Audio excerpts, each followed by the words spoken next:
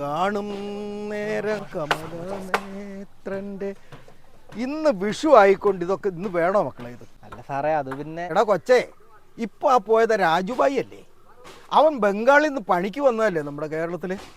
ഇന്ന് അവൻ ആരാ അന്യനാട്ടിൽ നിന്ന് അവൻ ഇവിടെ വന്ന് പണിത് വീടും സ്ഥലവും സ്വന്തമായി വണ്ടിയും വാങ്ങി. അത് മാത്രോ, നമ്മുടെ ആഘോഷവും സംസ്കാരവും നമ്മളെക്കാൾ കൂടുതൽ അംഗീകരിച്ച് നടപ്പാക്കുന്നവനവൻ. സാറേ, ആകപ്പാടൊരു വിഷയമല്ലേ ഉള്ളൂ. ഹാ മക്കളെ, വെറുതെ ഊതല്ലേ.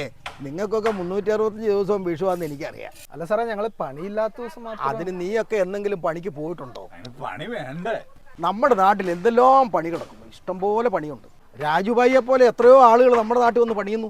നമ്മുടെ നാട്ടിലുള്ള ചെറുപ്പക്കാരോ, അവർ ഈ വൈറ്റ് കോളർ ജോബ് മാത്രം നോക്കി നടക്കുന്നവരാ. ആ മക്കളെ, പണിക്ക് പോകാനും കുടുംബം നോക്കാനുള്ള മനസ്സാണ് നിങ്ങൾക്ക് ആദ്യം വേണ്ടത്. അതിന് ഈ ദുശീലമൊക്കെ ഒന്ന് മാറ്റേ. ആ സാറേ, ആ അജിക്കുട്ടാ, രാജുഭായി വിളിച്ചിട്ടില്ലേ? ആ ഞാനും വരുന്നു.